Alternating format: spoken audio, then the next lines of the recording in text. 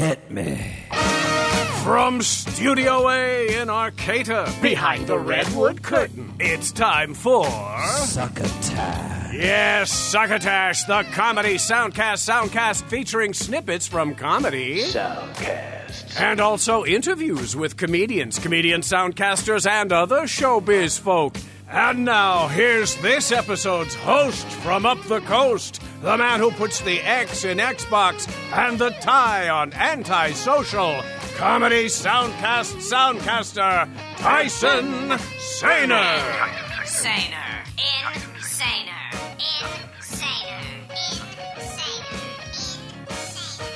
Saluton, estis me, Tyson Saner, as correctly stated by our illustrious announcer, Bill Haywatt. Welcome to Succotash, episode 279. I am your every other weekly host, which means last week, show creator and executive producer Mark Hershon had the hosting duties for episode 278. In that episode, Mr. Hershon interviewed improvisational performer, actor, and voice actor Peter Kim. On the voice acting tip, you might know Peter Kim as the voice of Bunny on the Amazon Prime cartoon Fairfax. Perhaps you have heard the soundcast he shares with Yoonji Kim called The Ajuma Show, which was featured in Succotash episode 270. Perhaps you are hearing of him for the first time now. You can always go back and listen to last week's show to hear that interview where Mr. Hershon and Mr. Kim discuss a great many interesting things. I listen to every episode of Succotash so that I may give my opinion of them with the utmost confidence. I do a lot of listening. It's kind of my thing. Anyway, welcome to this week's show, where I've clipped a few soundcasts for you to get a feel for before potentially seeking out more content from those selfsame soundcasts. I've got clips from Blood and Black Rum podcast, I Finally Watched, and Screen Drafts. BT dubs, I've never used the word selfsame before, the time before the most recent usage of it, which was about 14 words ago, counting from not this next, but the previous utterance of the word about. Also, it takes exactly the same amount of time to say BT dubs as it does to say by the way. And of course, I will have a classic Henderson's Pants commercial for you to enjoy just as soon as I figure out which one it will be. Okay, time for the clips. First up tonight, returning to the Succotash airwaves, as it were, Blood and Black Rum podcast, a cult film / horror podcast. That is an actual slash.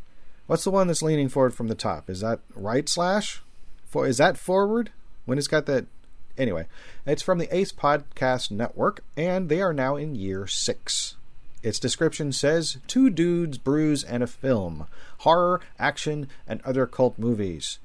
So I've clipped a show from September 10th, 2021, which is episode 186, and it's called So Creepy It's Carpenter 2, The Fog.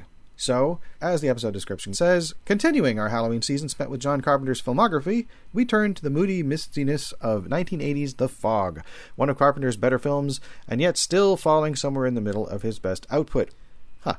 We're disappointed with the lack of Tom Atkins' mustache. We query whether Jamie Lee Curtis or Adrienne Barbeau tops the hotness meter. We dish out some fire at the founders of Antonio Bay who couldn't stand to live even a mile away from a leper colony. And we have a lot of fun talking about the film over the course of an hour. And we hope you enjoy our coverage. Oh yeah, we're drinking Leinenkugel Collaboration Lager and Amber Lager in collab with Hofbrau München. Right. So yes, they spend a little bit of time discussing what drink they are drinking before going into the content of what's in the film. So they also made a nice little breakdown, which is, so it says 1 minute to 8 minutes is the intro, 8 minutes to 15 minutes is beer talk, and 15 minutes until the end is the fog. Technically it's a little more than 15 minutes in, but not much more. It's very nice of them. But of course I listen to the entire episode of every episode that I clip for Succotash.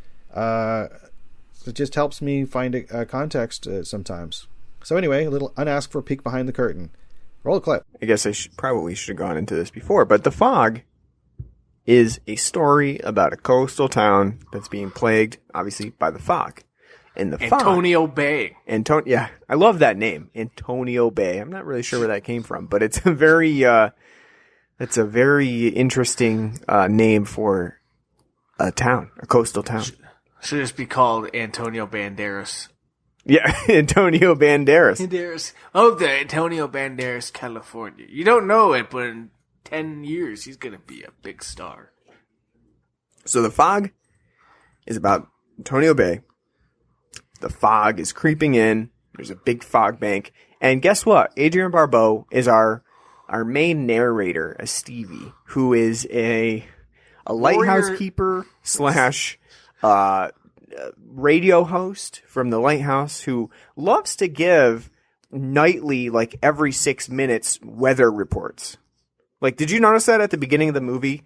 Like, Stevie, like, because there's a pretty long credit sequence of, like, you know, we're going through the town and seeing, like, the different coastal areas in the lighthouse, and Adrienne Barbeau is delivering the news reports over the radio. And there's, like, literally, like, a jazzy song for, like, 3 minutes, and then Adrienne Barbeau comes on again and is like, and I see that the weather is kind of crept up on us, and it's looking like a fairly clear night, but we'll hear from the meteorologist soon. And then, like, another 3 minutes goes by, and she's like, and it's a nice, clear night. It's 12:06 p.m. or a.m., and we're in the midst of a great night. And it's like, wow, this lady really likes to give up-to-the-date weather reports. Well, like I said, she's very much like the lady from the Warriors. Like, can you dig it? The Warriors out on the run. She's like, all right, listen here.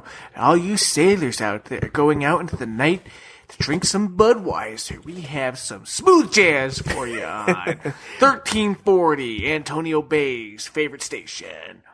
Well, you know what, though? And then she just keeps doing that over and over again. It's like, no wonder why these sailors are getting drunk. They're having to listen to, you know, like, like a little 2-minute jazz break, and then like, all right, here's another song for you cats out there on the ocean. Well, see, in the late 70s and early 80s, you were pretty hard up if you weren't living in, like, on 42nd Street. You know, you were trying to find whatever you could to get your rocks off, right? So it seems like those fishermen are listening in late at night. They're getting drunk, and they're like, oh, we gotta tune in for Stevie. She sounds pretty sultry. I wonder if it's that Adrienne Barbeau. Yeah, it's like the thing to do in this town. Like, everyone's tuning in because Stevie is so sexy. It's like radio sex coming over the air here. You know, she's delivering such risque reports about the fog and the clear night skies on their centennial anniversary. It's you know, it's music to my ears. But which, by the way, too, like, kids out there, not only is this a radio station that plays things like 8-tracks, cassettes, and records, it's an AM station. It's not even FM. It's a fucking AM station. I mean, it seems like this is a pretty tight-knit town, so that's literally the only radio station that is coming in Antonio Bay. That's the only thing they're paying attention to. I know, but so what's running on the station when she's not at the lighthouse? Yeah, it's true. Like, because she's only there at night. She's only keeping tabs at night. So what are they putting on the air at the Yankees game? Got the Yankees afternoon game on? Hi, folks. Welcome to John Sterling and Susan Waldman here for your New York Yankees. Yeah, I love the incorporation of the radio in this movie because it does feel of a time, right? You know, because it's one of those movies that is the small town lifestyle. Everybody's listening to this radio station, and there even comes a point where Stevie is basically proclaiming that she needs help for her son when the fog is actually setting in, and you know, basically asking anyone listening to go to her house to help with her son. And you know, obviously now there's XM radio and FM radio, and most people are not listening to WENT over here in our area, you know, just like religiously, where they would be able to respond to Stevie's cries for help. But it is certainly of a time. But I do love that element to the movie because it does lend a very interesting, like, narrative to it. And we get that very beautiful oceanic vista of Adrienne Barbeau walking down to the lighthouse that I said looks very Exorcist-esque. Like, you make one wrong step and you are rolling into the drink, and that. I thought when you said that she was gonna go like falling ass over tea kettle down the hole. Doesn't it? I mean, and like, to be honest with you, the stairwell is so long that it's like, oh, and she's been rolling for 5 minutes and no one could stop her. Carpenter's just sitting there like, keep the shot. All right, you can reach out to the Soundcast Blood and Black Rum on Twitter. Their show count is all lowercase at BLOODNBLACKRUM. Yes, so Ryan is at Grindhouse, which is all lowercase GRYNEDHOUSE, and Martin doesn't have a Twitter account that I can find. Not that I didn't try. And you can listen to them wherever you find soundcasts, pretty much. Next up, a show called I Finally Watched, from I Finally Watched. So yeah, there's a little bit underneath the, every time you look up something on iTunes, it says the name of the podcast or the soundcast, and then it says, usually I guess, what is the company or what people put in the company field. So in this one, it is, the name of the soundcast is I Finally Watched. Each one is capitalized. They are separated words, and there's ellipses at the end. But the business, in the business part, I should say, I don't actually know if it's the business thing. I haven't filled one out in so long. Is all lowercase, the words I Finally Watched squished together. So that's kind of cool. In the show description, it says, so many movies, so little time. Two cinephile friends, David and Alan, watch movies that at least one of them has never seen before and discuss whether it was worth the wait, if the movie holds up, and would they watch it again. It's kind of thing is right up my alley. Love talk about movies, if you couldn't tell by the end of the show. So let's see. This clip is from a show they did back in April on the 15th, was when it was published. It was 2021. And it's from episode 71, and they finally watched the movie Amadeus, one of my favorite movies. So, in the episode description, it says, for our third best picture winner is 1984's Amadeus, starring F. Murray Abraham, Tom Hulce, and Elizabeth Berridge. With such a unique point of view and dialogue, what did you guys think about this movie? Nice of them to ask. I already said that it's one of my favorite films, so I'm afraid I'm not too much help at this moment in time. Here's a section of it. The other thing, too, is kind of a bigger theme that I saw, which I found interesting, was Salieri, seemingly the way the movie presents it, is like the only one who sees how truly talented Mozart is, or is like the one that appreciates it the most, and it drives him insane with jealousy. But if Salieri didn't compare himself to Mozart, like, you know, the emperor told him, you know, that's the best opera that's ever been written. You know what I mean? And like congratulated him and handed him a medal, you know, in front of Mozart. So well, it's like everyone sees Salieri as so amazing and accomplished, and he just sees Mozart as being so much better than him. And like no one else really seems to think that. Well, I mean, one thing, like, I think that plays a big factor into that is age. The fact that Mozart is like, what, 20 years younger than Salieri, just about. And I feel like that plays a big part of it too. But also it's kind of funny, right? Because I would say that Mozart's biggest downfall, I'm not saying that's what killed him, but I'm saying one of his biggest downfalls in life is his pride, right? But Salieri's biggest downfall is his envy.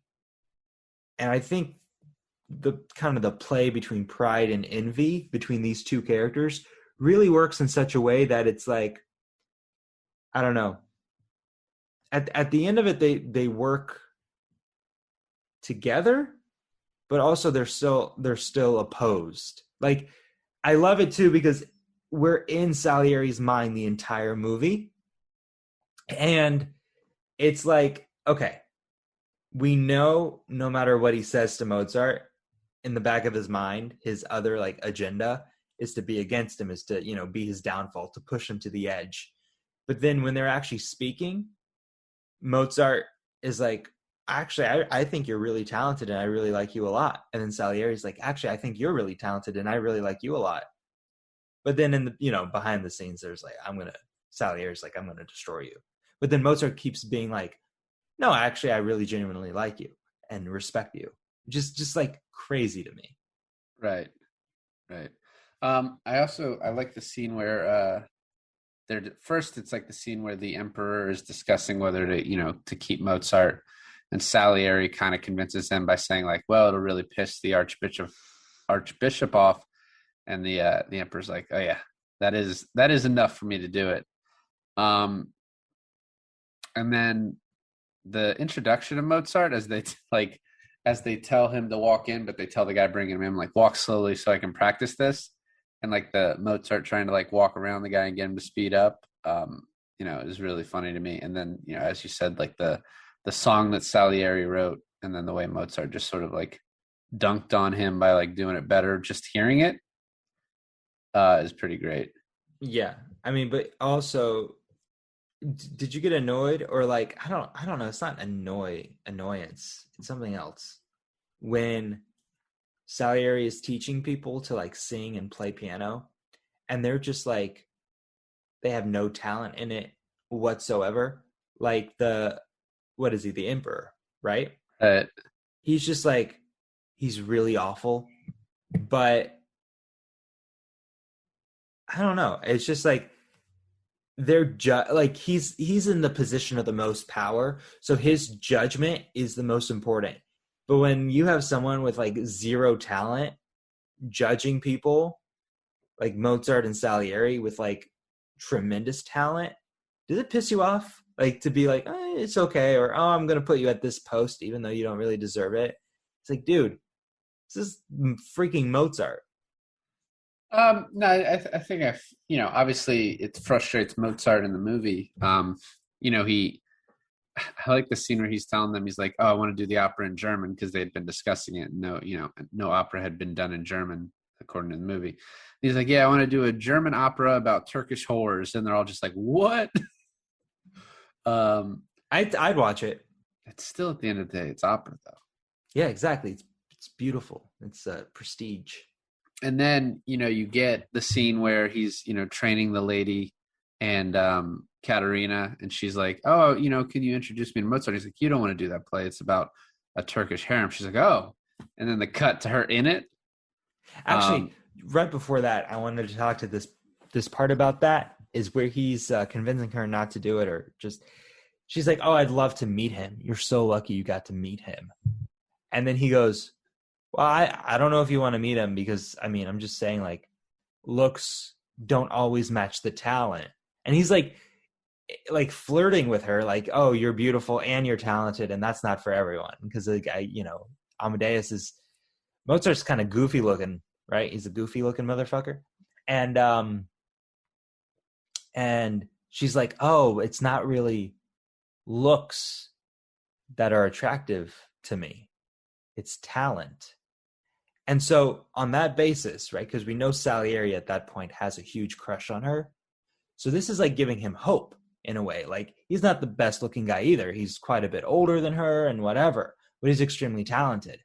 But then for her to sleep with Mozart as opposed to him, like, think about how much, not only is Mozart, who is younger than him, sleeping with the woman he likes, but now he knows that the woman he likes doesn't really care about looks, but only talent, and would only sleep with Mozart and not him. Like, that's like double gut punch.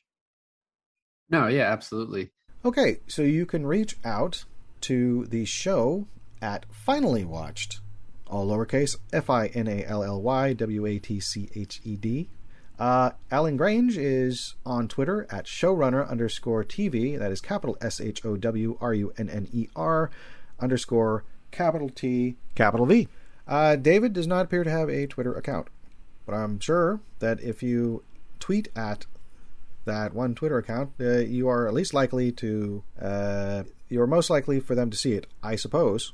Anyway, I really enjoyed this episode. I like that they have this, they seem to really enjoy movies and talking about them, and it's hard to say, but I imagine I would have liked this even if I had chosen a different movie, which I will probably listen to another episode of their Soundcast in the future to get an idea of what they thought of some other stuff.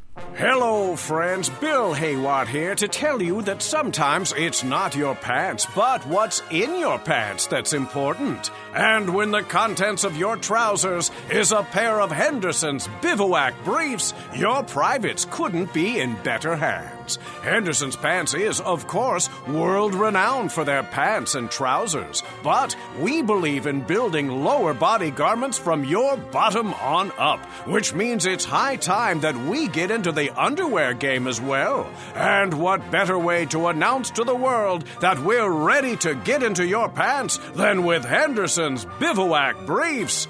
These are not just some wimpy, wispy man panties. No siree, Bob. Henderson's Bivouac Briefs are woven from 100% Kevlar and are made with everything you need when getting home is not an option. Whether you're spending the night with a friend or a week away on a business trip, Henderson's patented multi-pocket technology gives you more than a dozen places to stow your junk in your trunks. A toothbrush, a razor, dental floss, a shoehorn, a fountain pen, a couple of plums, a ripe banana. The only limit to the things you can carry in your Henderson's Bivouac Briefs is your imagination and any applicable local law. Originally designed for MacGyver, Inspector Gadget, and the Professor from Gilligan's Island, Henderson's Bivouac Briefs are just the ticket when you want to play hide the salami and really mean it. That's Henderson's, makers of manly unmentionables since 2013. And now back to Succotash. And thank you, Bill Haywatt. It's always nice to hear your voice, especially in the context of these wonderfully silly fake commercials that we've been running for 10 years without a single dime to be seen for it because it's fake. It's not real. Not a real sponsor. Not a real sponsor. Imagine if we had a real sponsor. Imagine the kind of fun we could have with that. Anyway, finally, a soundcast called Screen Drafts from Clay Keller and Ryan Marker. So I'm guessing it's business/organization. I don't know. I'm literally going to have to go back to the forum now, and I feel like I wish I had done this earlier, but I just didn't think about it then. Anyway, the show description of Screen Drafts is experts and enthusiasts competitively collaborate in the creation of screen-centric, quote, best of, unquote, lists. Hosted by draft commissioners Clay Keller and Ryan Marker. Quote, most impeccable taste in guests, unquote, from Entertainment Weekly. That's funny. So yeah, apparently that is what Entertainment Weekly thought of Clay Keller and Ryan Marker. At least I believe that's what I'm supposed to glean from the inclusion of that. Anyway, the clip is from a show from back in January 19th of 2021, and it's called John Woo with Dan Trachtenberg and David Chen. Episode description says, Director Dan Trachtenberg, and then the one credit they list here is 10 Cloverfield Lane, which I have seen, and podcaster David Chen, of the credit is Culturally Relevant, is what it's called apparently. They competitively rank the 7 best films from the career of the singular John Woo. Cue the doves. Yep, so it's the third movie soundcast that I've chosen, and it's all about movies apparently this time. I do like a good conversation about movies. We do often try to feature comedians or comedy adjacent people, but you know, there is room for just movie talk, especially if I find entertainment. And what I did is I chose episodes of each of these people's shows that had content that I was already interested in. And I think that's pretty much how people choose to listen to Soundcast as it is. That's why we give you so many choices. Maybe you like a few of the things we like. Maybe you recommend something to us and we listen to it against our instincts. Anyway, enjoy the clip. What is it about the filmography of John Woo that made you want to take on the responsibility of doing his draft? Well, I want to set a little bit more context to that because truly it was a debate between, are we doing Jackie Chan or are we doing John Woo? And I put that question to Dave because in my memory, the times I've spent conversing and hanging with Dave, I felt like we were both massive fans of 80s, 90s Hong Kong action cinema, and specifically Jackie Chan and John Woo. And Dave said to me, he said, you know what? This is great. I want to do this. Boy, that Jackie Chan filmography is insane to have to go back and revisit all of those movies. That's going to be a lot. John Woo, all I have to do is watch Red Cliff. And I was like, right, you're right. It's such a small filmography. If there's one you haven't seen, we can just watch that one, and that's great. then, as we are both starting to discuss about acquiring some of these movies for rewatch, turns out Dave hasn't seen a number of John Woo movies that started to worry me a little bit. And I'll let him speak to that. The other thing I want to say, too, about the uniqueness of me and Dave is that, and John Woo, is that Dave, and I hope you don't mind me saying this, Dave, but you... Too late. Right.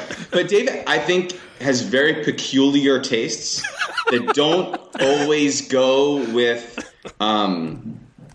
what pop culture decides to be, great, or the decided upon best list for a filmmaker or actor or whatever that is in general. And I think I'm not necessarily with pop culture in terms of John Woo. So we are very interesting for that. Also, Dave, I think, tends to be a stickler for logic in movies. And especially upon revisiting the Woo filmography, the man is telling mythic stories that move like not even just the action choreography, but the stories move like a ballet or an opera. They're not asking you they're not asking you to follow the letter of the law in terms of realism and the natural laws, be they physical or even the way people think. So I'm nervous about the way Dave interprets some of these films when it comes to that. But to go back to your initial question, a lot of people got into the film industry because they went to the theater in 1977 to see Star Wars, and the first moments where the Star Destroyer is tracking Princess Leia's ship and coming overhead, and they were like, I can't believe it, and they want to be in movies. For me, it was, and I'm going to have to speak around certain movies, but it was seeing a John Woo movie for the first time that I could not believe what I was seeing.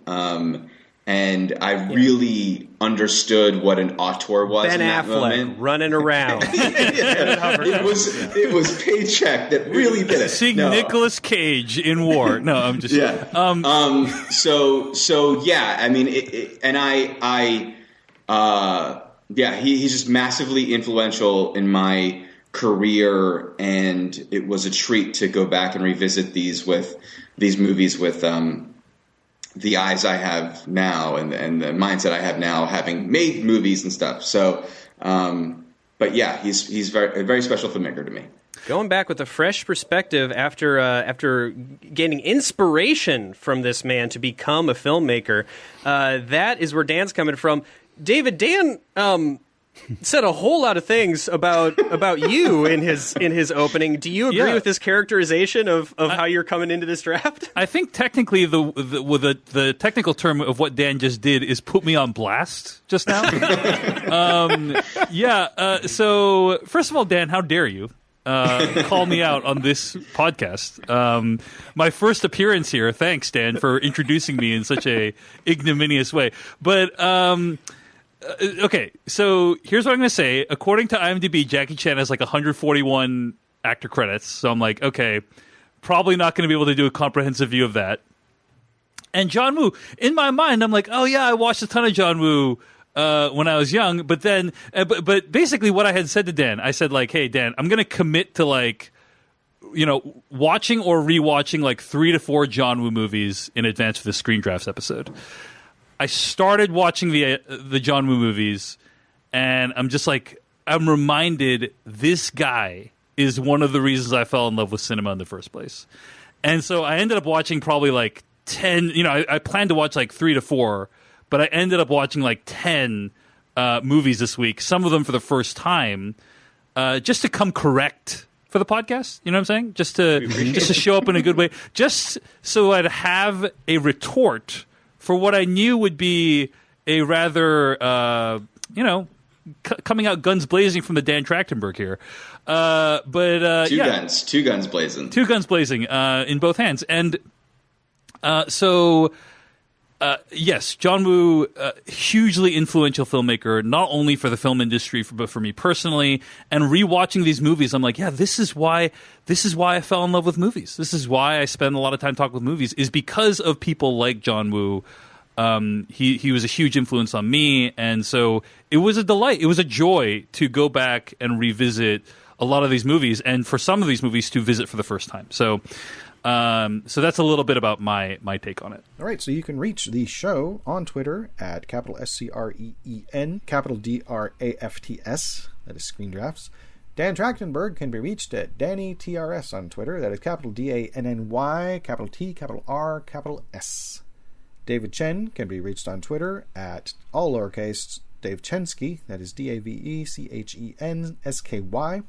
Clay Keller can be reached at all lowercase Clay Keller, ClayKeller, and Ryan Marker can be found at MarkerRyan625. That is capital MARKER, capital RYAN, the numeral 6, the numeral 2, the numeral 5. They've got a pretty nice website over at letterboxd.com. Screen Drafts Letterboxd is how it sounds, except it's missing the E at the end. So letterboxd.com / we've decided Screen Drafts. And that apparently also links to their Patreon. Now, I say apparently because I was surprised that I included that information. I don't know why. It doesn't say that apparently leads. It does. I know it does. I looked at it. Whatever. And there goes episode 279 into the annals of Succotash history. Now, I looked it up, and I am still not 100% certain I'm using the word annals correctly. It does sound good, though, so I'm leaving it in. I do hope that if you happen to stumble across us on your way to find something to listen to, that we accomplished our mission in bringing you a few more ideas. It's what this show's been doing for over 10 years now. What would really thrill me personally to know is if you had heard about us from someone else and decided to seek us out because of their recommendation. That would be awesome. It means what we're doing is working in some intrinsic way. At least I think that's what it would mean. I just looked up intrinsic, and apparently I do have an understanding of how to use that word, having never really done so previously. Hooray? Sure, hooray. Hooray for neuroplasticity, a concept I endorse and have frequently thought about. Thank you for listening. Be decent to each other. Go to www.tysonsaner.com for Minecraft videos and other content, including original music and other stuff. And if someone asks you if you have heard anything interesting lately, and it happens that it was us, won't you please pass the Succotash?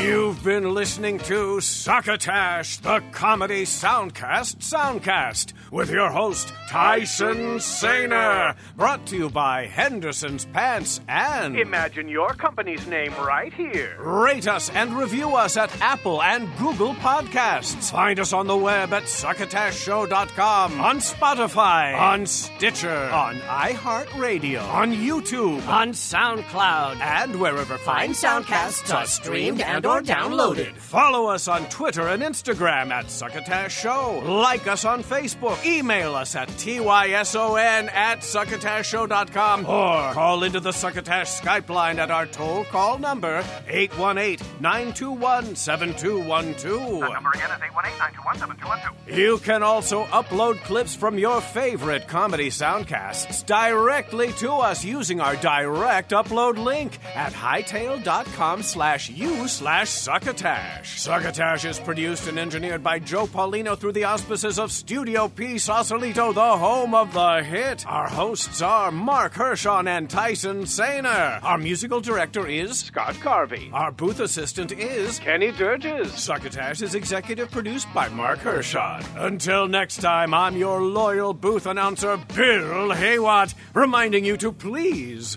pass the Succotash. Goodbye.